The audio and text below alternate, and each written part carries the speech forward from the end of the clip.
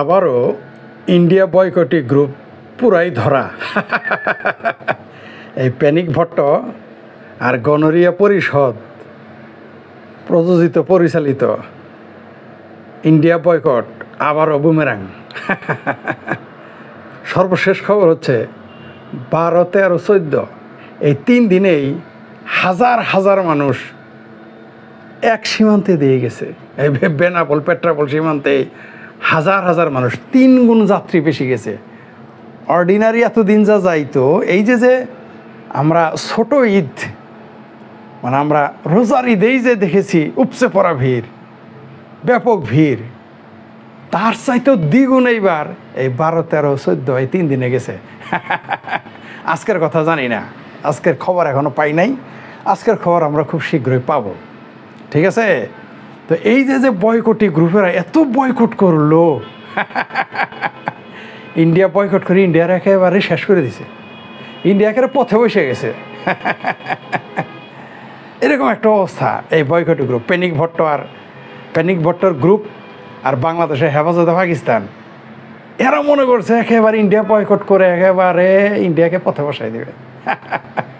ফলাফল 12, 13, 14 পত্রিকার রিপোর্ট অনুযায়ী, এই বাংলাদেশের পত্রিকার রিপোর্ট অনুযায়ী এবং পেট্রাপোল বেনাপোল বন্দরে কাস্টমস কর্মকর্তাদের মতামত অনুযায়ী অর্ডিনারি যা হয়, সাধারণত যে সকল প্যাসেঞ্জার যায় তার সাথে 3 গুণ প্যাসেঞ্জার যাত্রী এখন যাচ্ছে।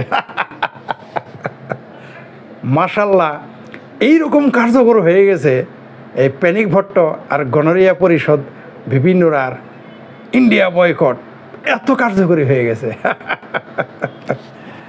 বাংলাদেশের হেফাজতে পাকিস্তানি যারা আছে এরা মনে করতেছে যে ইন্ডিয়া বয়কট করে না জানি কি কাজটা করে ফেলছে তারা।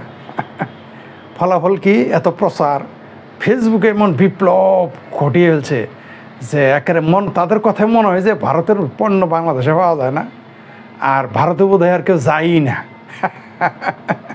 কিন্তু এই গণরিয়া পরিষদ আর প্যানিক ভট্টর পরিচালিত যে ইন্ডিয়া বয়কটি গ্রুপ, তারা জানে না যে ভারত ছাড়া এই বাংলাদেশে মানুষ অচল, উপায় নাই কোনো। মানে তারা কি বলবো আর, মানে চুনোপুটি হয়ে, মানে এরা এই ইন্ডিয়া বয়কটি গ্রুপেরা, এদের আমি কিন্তু আবারও বলছি, এদের উদ্দেশ্য কিন্তু আসলে ইন্ডিয়া বয়কট না।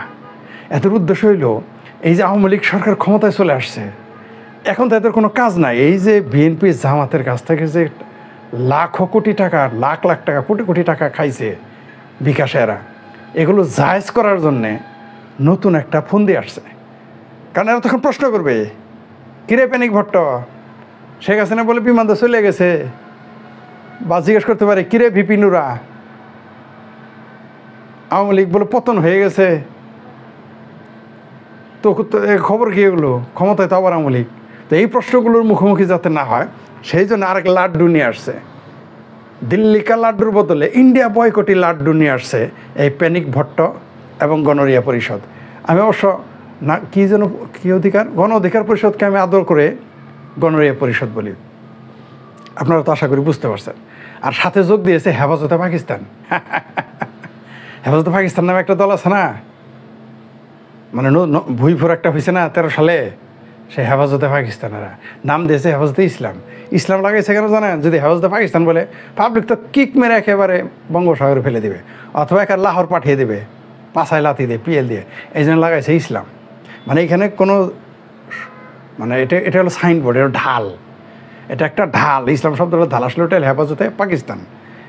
হেফাজতে ইসলাম কোনো দল হয় না। বারবার আমি বলি হেফাজতে ইসলাম কোনো দল হয় নাকি কোনোদিন হয়? ইসলাম হেফাজত করবে মামুনুল, বাবুনগরী, তেতুল হুজুর, এরা ইসলাম হেফাজত করবে? ইসলাম হেফাজত করে আল্লাহ আর ফেরেশতা নাই, এরা হেফাজত করবে ইসলাম। যাই হোক, অন্য বিষয়।